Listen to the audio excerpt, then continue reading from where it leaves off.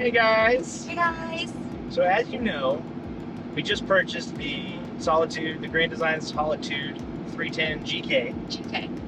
And we love it Absolutely. so far. We've only broken a few things already, but we wanted to talk about the purchasing or buying process Yes. because we now have purchased 2 RVs. So the first thing we're going to talk about is whether you want to buy new or used. Exactly. New or used. Obviously, that's a lot of personal preference. It really comes down to what you want. So the reason why we went with the new is because we needed a king-size bed. We went right into full-time. Right. So we didn't have time to do a lot of, or an area to do it, any type of upfitting or fixing it up or anything like that. So if we ever wanted to resell, which initially we weren't gonna, we were like, we're sticking with the trailer, we're never going to upgrade. Well, never. Here we are a year and a half later and we've upgraded to the Solitude. Yeah. Now, same thing when we were looking at the Solitudes, there's a lot of 310 Solitude GKs that were used. Right. But with the whole COVID thing, you had to find one that was kind of like a 2017-18 model if you didn't want a lot of issues from what we heard, which we couldn't find a lot of those at the time, and they were almost as expensive as the brand new ones. So that's why we went with the 2022 Solitude, because the 2023s had just come out, so they dropped the prices on the 2022s. Right. That's why we went with new. Again, there's a bunch of good reasons to go with used if you have the time and the ability to fix things up, make things better, check it all out to make sure there's nothing crazy wrong with it. Then you can save a lot of money on the used model. And then you're also looking at a good resale on it. Right. So that's the new or used, how we feel about that. New versus used. Before we bought the Solitude, we actually did a lot of researching. Tons. Like for months and months, we researched different kind of fifth wheels. Not only just research them online, but what you're seeing online is almost never what it's going to look like when you get into it.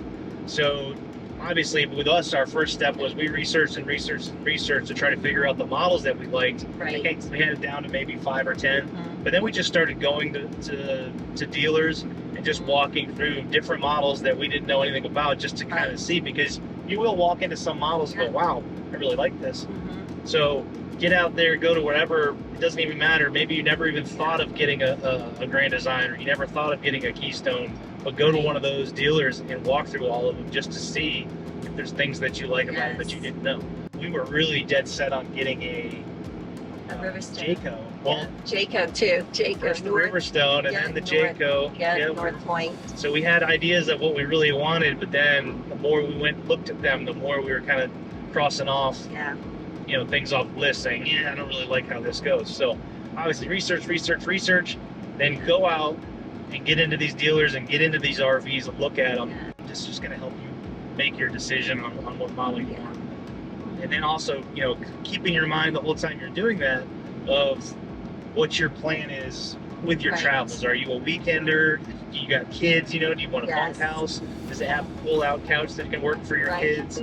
You don't always have to go huge, because it's where you're going. You're going to be out and about. You're not going to be living in that RV like you would in a house. So try not to think of, I'm going to have visitors, and you don't get caught up into that mess where you're like, I can get caught up in that. The grandkids are coming. Well, I'm not going to buy a 40-foot fifth wheel just so it has an extra bedroom for the grandkids to come and stay in once a year. That kind of thing. Friends, family, in-laws.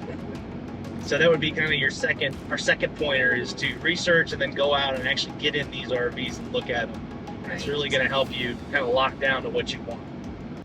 So the next thing that we want to talk about is, do not get scammed by dealerships.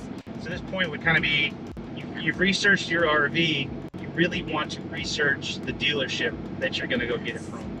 And this, we spent months and months going to different dealerships and being let down time after time.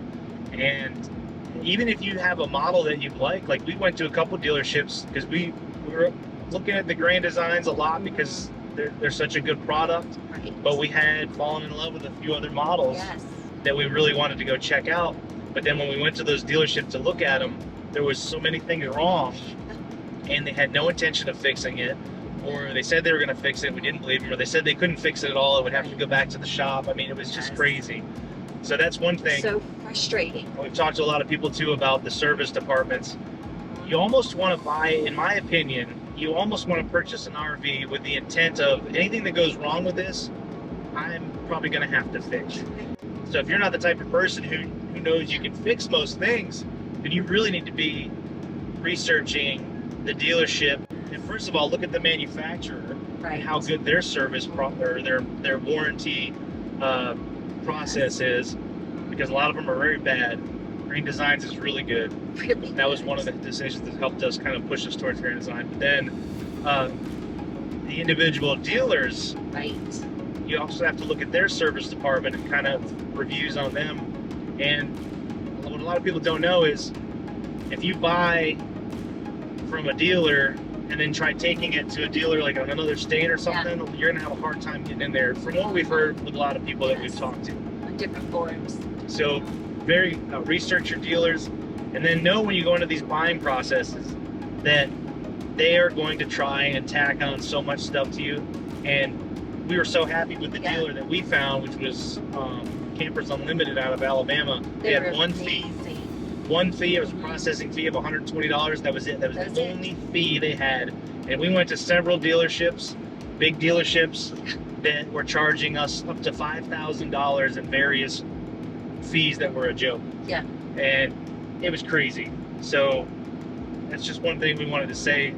It's kind of like, if you can take anything away from this video about the buying process, is that be aware of these big name dealers and the fees that they're tagging on. Because, and just for an example, one of the fees for one of the dealerships, and we're not going to name any names, even though we should, but we went to one dealer and they wanted to charge us $2,500 processing fee, and for just a walkthrough. Well, and I asked, well, what is this $2,500 for? And they're like, oh, well, that's for we walk you around the RV and show you how everything works.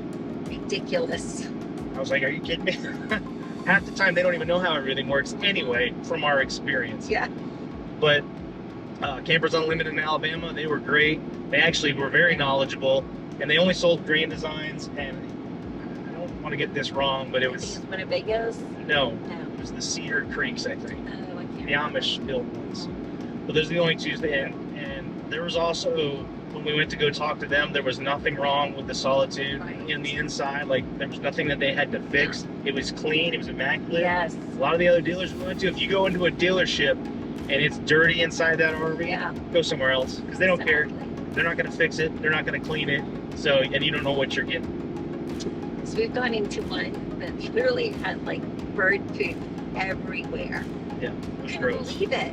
And the guy just kind of laughed it off. He's like, oh yeah, birds get in sometimes because they leave the doors wide open.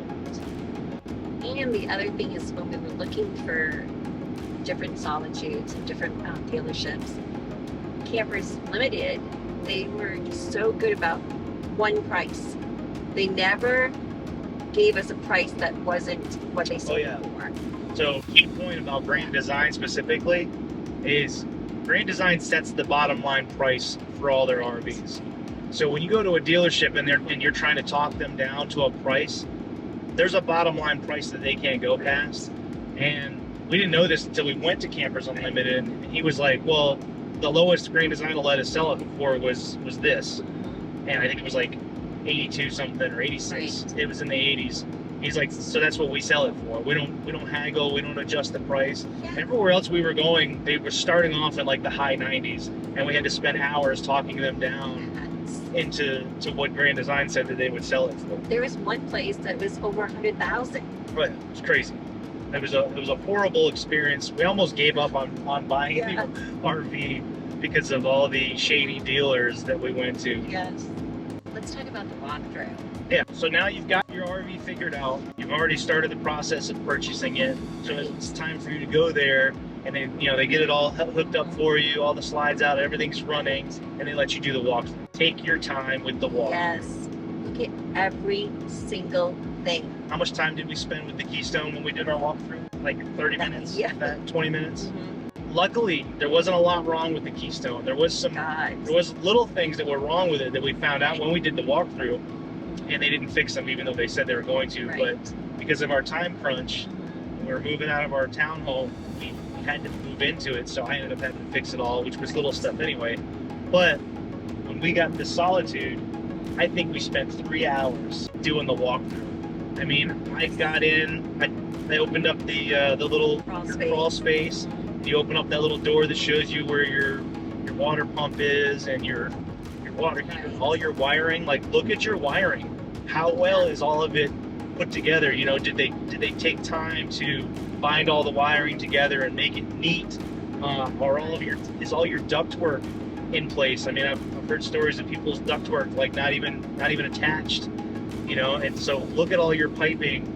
You know, run all the water while you're there. They have to do that for you. Check out all your electrical outlets. Yeah, make sure there's no leaking. Get one of those little, I can't remember what it's called, but it's a little plug thing that you stick into an outlet, and it'll alarm you. It'll send off like a little alert if it's working. So do that for all the outlets. And just take your time going through a walkthrough. You know, have yourself a list if you want before you go in there. That's a good idea. We didn't do that. We just knew we were going to look at everything. We opened up all the cupboards, checked all the screws. Yes. That was another big thing about Grand Design that we loved, is the interior shelves for the cupboards were screwed in. Nice and tight and solid.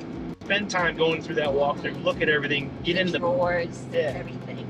Yeah, fine tooth comb, get into the bowels of that thing, check all the wiring and the plumbing out, run everything, run the AC.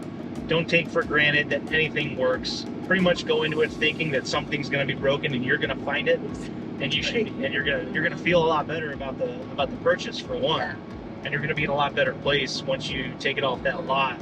You have to make sure you look at every single thing. Yep.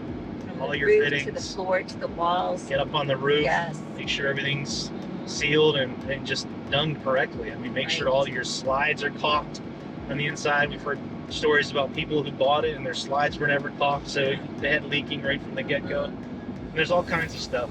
So just take your time, be methodical about it, and go through it with a fine-tooth comb, and you should be good to go. Yes. I think another thing that's really important on your walkthrough, you know, trying to remember everything that someone says is really hard to do. So what you can do is record it all. Like, I would record all of it, just so that way it goes step by step, so you're not forgetting anything about your new RV. Yeah, make them feel uncomfortable. Yeah. Just to add on to what Lenny just said about the walkthrough, when you're at that portion of the walkthrough where they're showing you how to do everything, make sure you make them show you everything, and more than once if need be. Like she said, record it if you want, if you have to. But make them show you everything, every slide. On top of that, learn about your stuff. Like, I actually called Lippert and talked to a gentleman on Lippert who they're actually really cool with their customer service. Yes, they are amazing. Got through a specialist right away, and he explained how the hydraulic leveling system works. I mean, Lippert makes a lot of stuff that's on your RVs, most RVs. Yeah. And he went over all of it with me, how to fix it if it breaks, how to do, how to troubleshoot things. Learn all that stuff before you get the RV, so you kind of have some knowledge about, well, what happens if my slide doesn't go out? What can I do? What happens if my stabilizers don't go up or don't come down? What can I do? And learn all that stuff about your rig before you take the rig off the lot. That way you have some comfort and some knowledge in that. All right, so the last thing we're going to talk about is accessories. Yes. So when you purchase your RV, most likely the place that you get it from is going to say, well, we have our little shop here, and since you bought your RV here, we're going to give you a discount on all your accessories. Right. That's great, but chances are you can get most of that stuff off of Amazon for a little bit cheaper. Yes. Chances are. We looked at Amazon, we had like a whole list that we got from watching other YouTubers and finding out like what stuff we would need. I would definitely make a list beforehand before you purchase the RV and see what you can get on Amazon. Go ahead and get it up front, but you can also cross-reference your list with what they have in the store and what your discount's going to be. That's the last point. Accessories. Again, come up with a list, watch a bunch of videos, and figure out what you need. Try to make sure it's only what you need, because you are limited on space, and you're going to find out that the more stuff that you get, the more you're going to either throw out or stick in storage later on. Yes. The biggest takeaway from all of this is going to be, whatever you do, just get something. Anything. Don't Start look, with anything. you don't have to find the perfect RV. Just make sure it's perfect for you and what you want to do. Like we started off small and we loved it and we did it for a year and a half. We didn't know at that time that we were going to go full time. We were just thinking about it. So we're like, well, let's go full time in a small RV and try it out. And we really never thought we were going to upgrade. But then once we lived in it full time, we realized that there's a couple of things that we kind of needed to have if we were going to live in it all the time. And that was a bigger kitchen, bigger stove, a little bit bigger shower that I could actually fit into. And those were kind of the reasons that we decided, hey, we're going to upgrade to the 35-foot fifth wheel, which isn't really that big as fifth wheels go, but it was a lot bigger than what we had. That's the big thing. Just get into something, get out there, start traveling, start seeing all the beautiful places that this world has to offer. I mean, it's just amazing. We're driving through mountains right now, and it's just awesome. Just everything you get to see. To be able to take your home everywhere you go. It's incredible. Yeah, that's the most important. Great feeling. That's the most important fact is just get into something that'll get you out on the weekends even, you know, and just seeing nature and spending time with each other away from all of the stuff that gets, you know, bogs you down in life. Explore the world. Journey. Live to journey. Live to journey. Bye-bye. Bye. Peace.